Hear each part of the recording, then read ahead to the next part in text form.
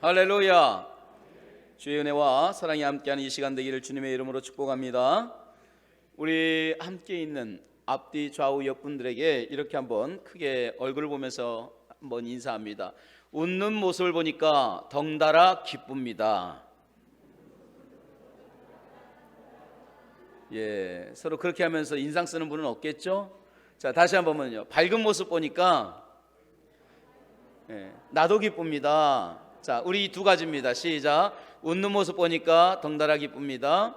밝은 모습 보니까 그 짧은 걸 못 따라하는 게 이상하죠. 할렐루야. 여러분의 웃는 모습 보니까 참 좋습니다. 여러분의 마음속에 이런 하나님의 은혜가 기쁨이 함께하기를 주님의 이름으로 축복합니다. 다시 웃을 날이 옵니다. 저는 이 말씀이 참 좋아서 다시 한번 이 말씀을 증거하려고 합니다. 어떤 중년의 여성이 생각지 못한 병으로 인해서 뜻하지 않게 여러 달 동안 병원 신세를 지게 됐어요. 근데 병원 창문을 이렇게 바라보는데 사람들의 모습이 보이잖아요. 너무 밝은 거예요. 까르르 하면서 웃고 가고 커피도 마시고 도란도란 이야기하고. 나는 병원에 누워서 환자복을 입고 누워있는데 신세가 너무너무 처량한 거예요. 그리고 나 혼자인 것 같아. 저들은 저렇게 밝은데 나는 이렇게 힘든데 나는 이렇게 어려운데. 그러다 보니까 자기도 모르게 그 남편이 옆에 있음에도 불구하고 하소연하듯이 말합니다. 다시 웃을 날이 올까? 다시 웃을 날이 올까? 그 말을 듣고 있는 남편이 그 아내에게 말합니다. 당신 무슨 소리 하는 거야? 아직 좋은 날은, 진짜 좋은 날은 아직 오지도 않았어. 다시 웃을 날이 올까? 무슨 소리 하는 거야? 진짜 좋은 날은 아직 오지도 않았어. 여러분, 우리 인생에도 끝없이 긴 터널을 지나갈 때가 있습니다. 그리고 그 긴 터널이 끝나지 않을 것 같은 그런 두려움도 있을 겁니다. 어떤 분들에게는 가정의 문제로, 또 어떤 분들은 잊고 싶은 지난날의 상처, 치유되지 않은 아픔들, 또 상실의, 사랑하는 분들을 잃어버린 그 상실의 고통, 혹은 물질적인 어려움들, 이런 상황들이 계속되고 지속되다 보면 나도 모르게 움츠러들기 시작해요. 자꾸 삶이 소극적으로 되기 시작하고요, 비관적으로 됩니다. 또 영적으로 주님과의 관계도 메마르기 시작합니다. 이런 삶이, 이런 아픔이 계속되고 이런 터널이 계속되다 보니까 내 삶에 정말 웃을 날이 올까 하는 그런 자주 섞인 목소리를 내뱉으면서 그 삶이 점점 위축되기 시작하는 거예요. 메말라가기 시작하는 거예요. 문제는 이런 터널들이 생각보다 길 때가 있다는 거예요. 우리 삶에 이런 터널들이 생각보다 참 길 때 우리는 속으로 이렇게 말합니다. 다시 웃을 날이 올까? 오늘 왜 이 말씀을 보느냐? 성경에 소개하고 있는 이 여인도 지금 그런 아픔을 가지고 있는 삶을 살아가고 있기 때문입니다. 바로 본문에 나오는 사라의 삶이 그랬어요. 여러분, 사라의 삶, 오늘 이 말씀을 통해서 조명해 보면 가장 먼저 그의 영적 상태는 뭐냐? 메마름이었어요. 사회적인 모든 관계 속에서 위축되기 시작하는 거예요. 메마르기 시작하는 거예요. 자, 아브라함의 집에 손님들이 옵니다. 그리고 그 손님들은 아브라함에게 말합니다. 내 아내 사라가 어디 있느냐? 그들은 좋은 소식을 가지고 왔어요. 기쁜 소식을 가지고 왔어요. 내년 이맘때에 내 아내가 아들을 안을 거야, 기쁠 거야 그래요. 근데 사라는 그 자리에 없었어요. 성경은 사라가 어디 있었느냐 이렇게 말합니다. 9절입니다. 그들이 아브라함에게 이르되 내 아내 사라가 어디 있느냐? 대답하되 장막에 있나이다. 그랬더니 10절에 말합니다. 내년 이맘때 내가 반드시 내게로 돌아오리니 내 아내 사라에게 아들이 있으리라 하시니 사라가 그 뒤 장막문에서 들으니라. 여러분, 사라는 지금 장막에 있어요. 멀리 있는 것도 아니에요. 바로 그 장막문 뒤에 있어요. 그리고 들어요. 근데 그들 앞에 나서지는 못하고 있는 거예요. 이들은 지금 사라를 만나러 왔는데 사라는 거기에 없었던 거예요. 장막이 쳐져 있고 한 칸 뒤에 숨어 있을지언정 그 자리에 나가지 못했어요. 왜 그랬을까요? 물론 그 당시의 시대 상황이 뭐 우리나라처럼 남녀 7세 부동석, 남자 여자 따로따로 그럴 수도 있겠지만 꼭 그런 것만은 아니었을 거예요. 이미 사라가 나이가 90이 됐을 때입니다. 그렇게 나누는 거 별 의미가 없을 때입니다. 그리고 그들이 찾아요. 아내 사라가 어디 있느냐? 늘 함께 있었던 거예요. 근데 그 자리에 없어요. 단지 남자 여자의 자리가 구분된 게 아니라 지금 사라의 마음이 그랬던 거예요. 사라는 지금 이들과 함께 있을 수 없는, 피할 수밖에 없는 마음이. 왜 그렇습니까? 내세울 게 없는 거예요. 자랑할 게 없는 거예요. 자꾸만 그 마음이 쭈그러들기 시작하고 위축되기 시작합니다. 자랑할 것이 없고 드러낼 것이 없다 보니까 나도 모르게 의기소침해지게 돼요. 소극적이 되기 시작하는 거예요. 당시 사회 속에서 아들을 낳을 수 없는 여인, 죄인 아닌 죄인이었어요. 기댈 것도 없어요. 환영해 주는 사람도 없습니다. 누구 하나 사라를 칭찬해 주고 존경하지도 않아요. 심지어 애굽에서 데리고 왔던 하갈이라고 하는 여인조차 주인 사라를 우습게 여기고 경멸할 정도였어요. 그러니까 이 사라는 말만 주인지 다 쪼그라든 거예요. 그 삶이 얼마나 피폐해졌을까요? 그러니까 자꾸 위축이 돼요. 여러분, 사람이 그래요. 자꾸 위축이 되고 소극적이 되고 남 만나기 싫어지고 영적으로 메말라가기 시작하는 거예요. 마음적으로 위축되기 시작하는 거예요. 누군가 찾아오면 나를 만나는데 기쁜데 반가워야 되는데 만나는 게 두려워요. 누가 뭐라고 하지도 않아요. 그런데 괜히 자기 혼자 자존심 무너지고 존재감이 없어지고. 저는 여러분들이 누군가 만날 때에 기쁨으로 즐거움으로 만나고 활짝 웃을 수 있기를 주님의 이름으로 축원합니다. 할렐루야. 오늘 사라는 그러지 못했어요. 왜? 내게 아들이 없잖아요. 죄인 아닌 죄인이 된 거예요. 또 하나의 문제는 뭐냐? 자, 이렇게 자신감이 메말랐을 뿐만 아니라 그의 몸도 연약해지기 시작했다는 거예요. 육체적인 아픔을 함께 가지고 있어요. 11절을 한번 같이 볼까요? 11절 말씀입니다. 같이 읽습니다. 시작. 아브라함과 사라는 나이가 많아 늙었고 사라에게는 여성의 생리가 끊어졌는지라. 아브라함과 사라는 나이가 많아요. 아브라함만이 많은 게 아니에요. 사라도 많아요. 그리고 늙었어요. 여러분, 누가 남편이 여러분 보고 당신 왜 이렇게 늙었어? 그러면 어때요? 은혜롭게 돌려요? 밥하기 싫어요? 기분 나빠요? 어때요? 그냥 같이 보면서 야, 역시 당신은 늙어도 이렇게 고와. 그러면은 기분이 좋잖아요. 그죠? 끄떡끄떡 하시는데. 근데 그냥 당신 왜 이렇게 늙었어? 여기 주름 좀 봐. 하나, 둘, 셋, 넷. 그 다음부터는 쳐다보기가 싫죠. 근데 성경은 말합니다. 아브라함과 사라가 늙었고, 그래, 같이 늙은 거예요. 근데 사라라고 하는 여인에게 이 늙음이 엄청난 충격이었어요. 왜? 최고의 미녀였기 때문에. 사라는 당대 근동의 최고의 미인이었어요. 어느 정도의 미인이냐? 창세기 12장에 보면 아브라함이 기근을 피해서 애굽으로 갔을 때가 있어요. 바로 그때 바로와 모든 신하가 난리가 난 거예요. 세상에 최고로 예쁜 여자가 옵니다. 엄청납니다. 이구동성으로 말합니다. 나중에는 바로가 도대체 얼마나 예쁜지 한번 보자. 그래 데리고 옵니다. 그때 아브라함이 생명의 위협을 느끼고 당신 내 누이라고 그래. 부인을 누이라고 한 거예요. 사라는 그때도 자존심이 상했던 거예요. 남편이라고 믿고 왔는데 누이라고, 자기 살려고 누이라고 하라고. 자, 그러고 넘어갔어요. 그 정도로 예뻤어요. 물론 20장에, 이 본문 다음에 20장에도요 아비멜렉이 사라를 데리고 가는 그 모습을 나옵니다. 근데 그때는 예뻐서 데리고 간 게 아니에요. 그때는 왜 아비멜렉이 사라에 대해서 이야기했느냐? 아브라함이 고대 근동에 이제 중요한 인물로 되니까 그와 좋은 관계, 가족 관계, 혈연 관계를 맺으려고 한 거예요.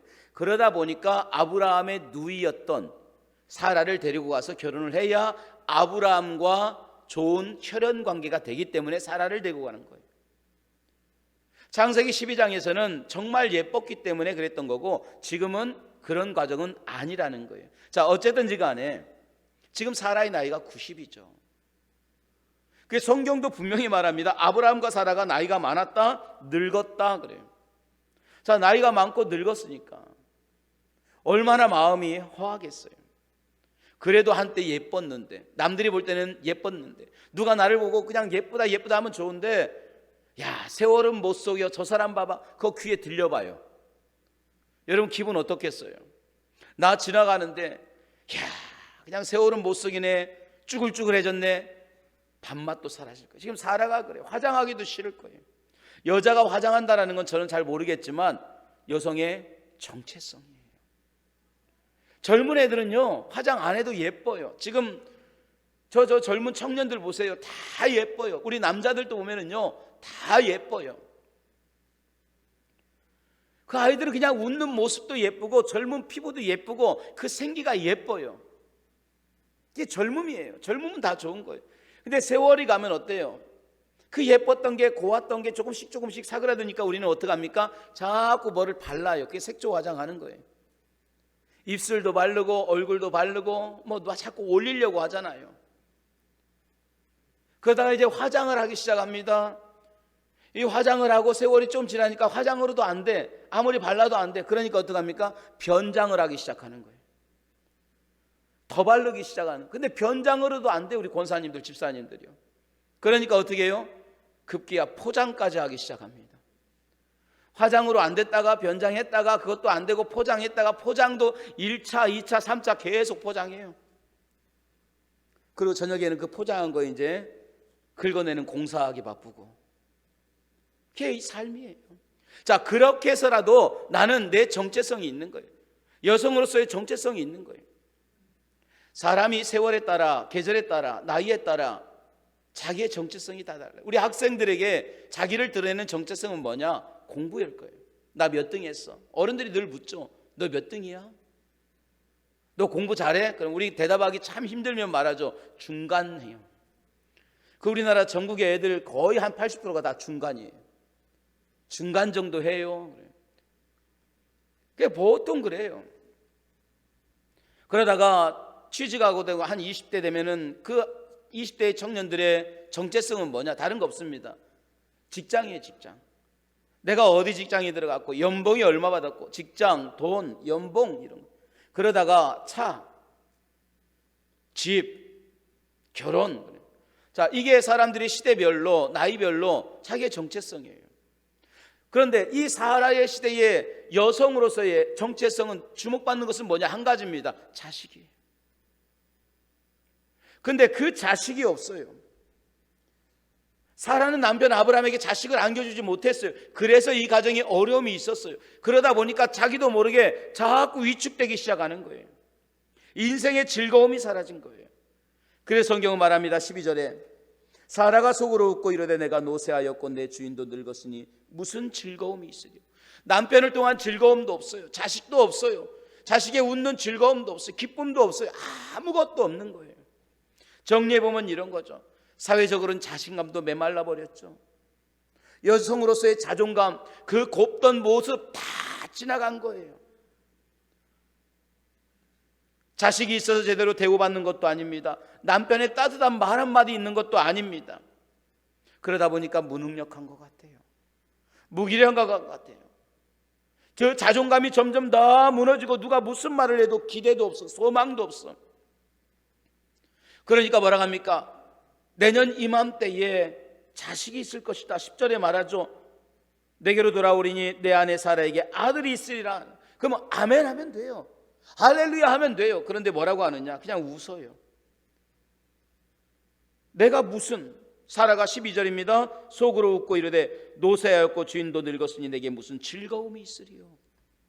하나님이 그 마음을 이렇게 보니까 뭐라고 하느냐? 13절입니다. 여호와께서 아브라함에게 이르시되 사라가 왜 웃으며 이르기를 내가 늙었거늘 어떻게 아들을 낳으리요 하냐. 자꾸 부정적이 되는 거예요. 위축이 되고 무너지기 시작하니까 자꾸 부정적이 되기 시작하는 거예요. 여러분 말 그대로 이겁니다. 기대도 없어, 소망도 없어. 그런 날들이 지금 90평생 계속 오니까 그 속에 뭐라고 하냐? 내게 다시 웃을 날이 올까? 절망인 거예요. 그런데요, 놀라운 것은 이거예요. 하나님은 그런 사라를 기억하고 계시더라는 거예요. 할렐루야. 그는 소망도 없어 절망이에요.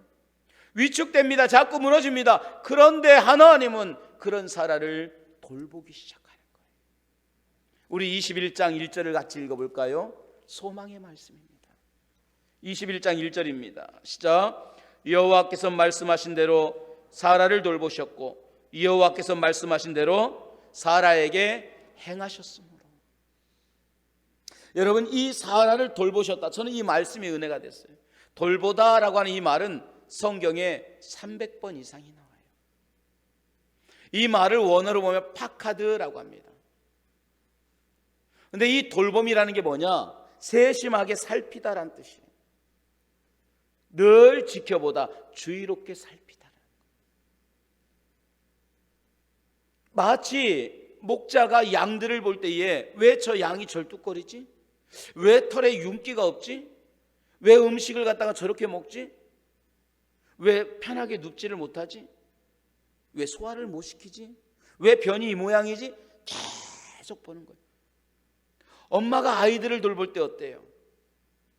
그 아이들의 변 색깔, 울음소리, 잠자는 거 다 보는 거. 이게 돌봄이에요. 이게 파카드. 하나님이 사라를 이렇게 보시는 거예요.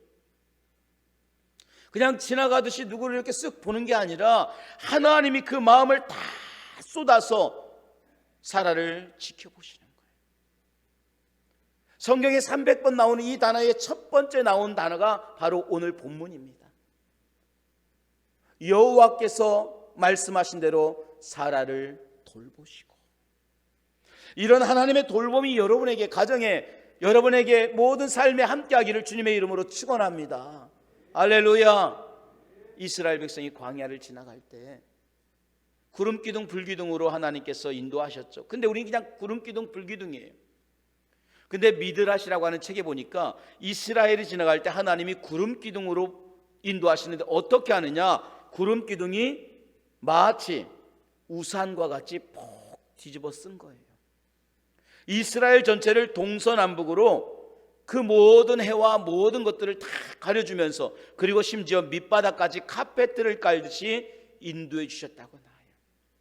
불기둥으로 어떻게 인도했느냐? 한 곳에 불기둥이 있는 게 아니라 그 불기둥이 역시 이스라엘 전체를 감싸서 추위와 짐승으로부터 보호해 주신 거예요. 하나님의 돌보심이 이렇게 세심한 거예요. 오늘 이 파카드라고 하는 것은 하나님이 세심하게 돌봄이에요. 오늘 하나님이 우리의 가정에, 여러분의 남편, 여러분의 아내의 마음까지도 이렇게 돌봐주시기를 간절히 소망합니다. 아멘. 저는 이 말씀을 보면서 18장 9절 말씀이 새롭게 들어왔어요. 자, 내가 다시 한번 읽습니다. 18장 9절에 이렇게 말합니다. 그들이 아브라함에게 이르되 내 아내 사라가 어디 있느냐? 이르되 장막에 있나이다. 저는 이 말씀을 자꾸 새롭게 읽혀져요. 아브라함아, 내 아내 사라가 어디 있느냐? 장막에 있습니다. 맞아요. 정확한 답이에요. 자, 그런데 여러분, 제가 이 파카드라고 하는 이 돌봄이라고 하는 말씀을 가만히 놓고 보면서 깨달은 게, 하나님이 사라가 어디 있는지 몰라서 이렇게 물었을까요?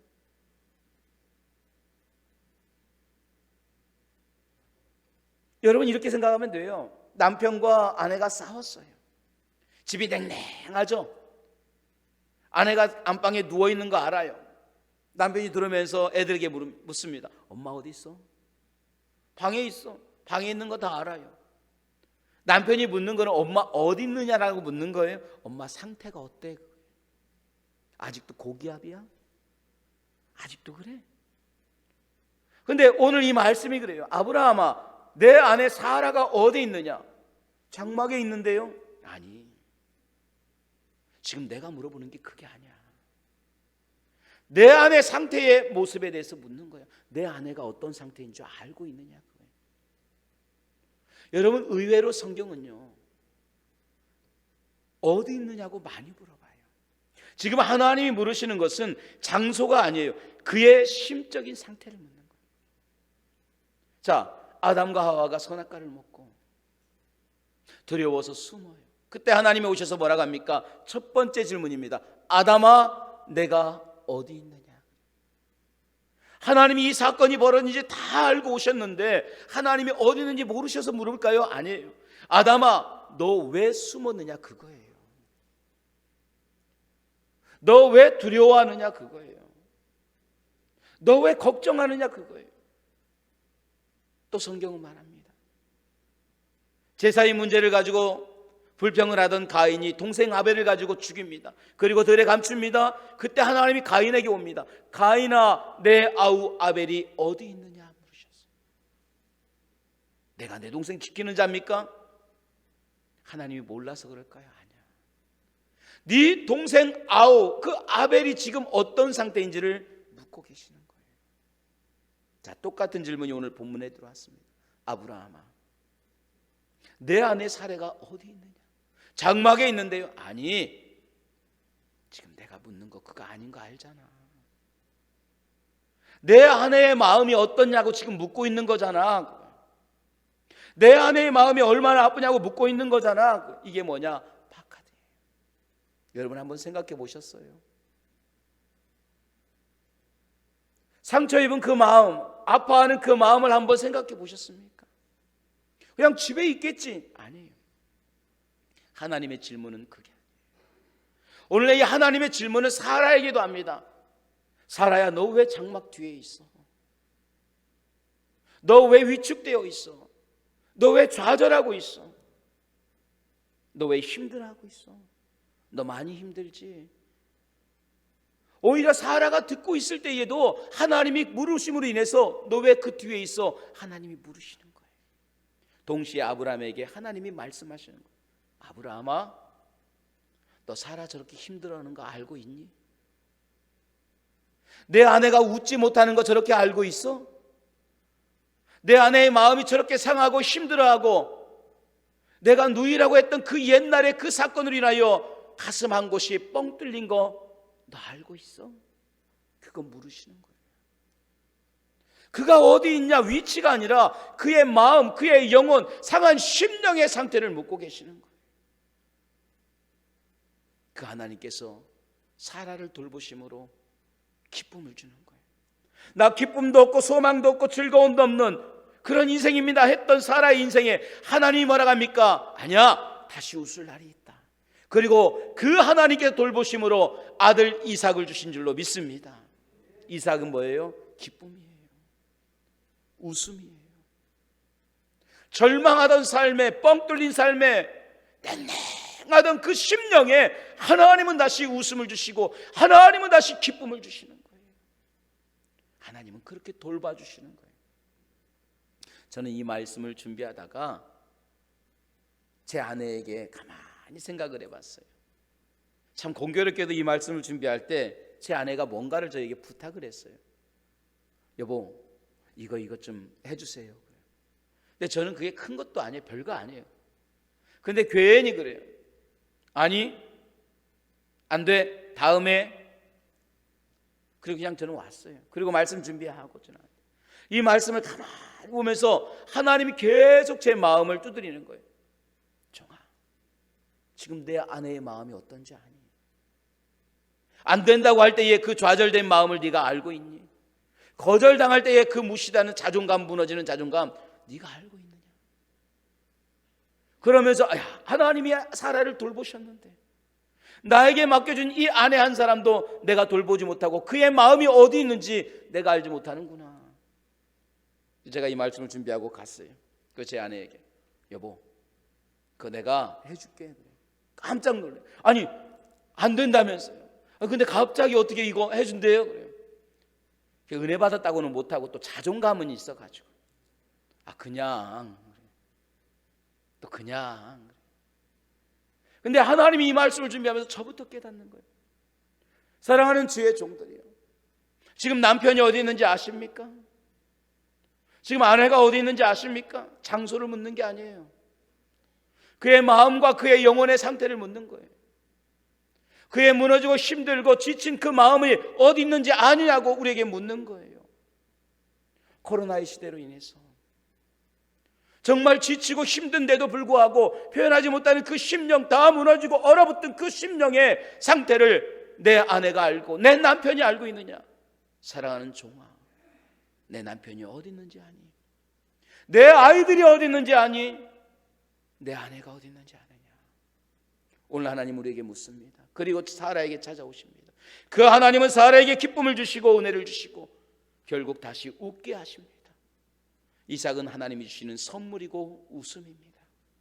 오늘 이런 하나님의 은혜가 오늘 여러분의 가정에, 여러분 남편, 여러분 아내, 그리고 자녀에게 늘 함께하기를 주님의 이름으로 축원합니다. 하나님의 돌보시고 하나님의 만져주시고 세심하게 살펴주시는 은혜가 남편을 통하여, 아내를 통하여, 부모를 통하여, 자식들을 통하여 우리에게 웃음과 기쁨으로 응답되어지는 귀한 삶이 되기를 주님의 이름으로 축원합니다. 할렐루야. 기도하겠습니다.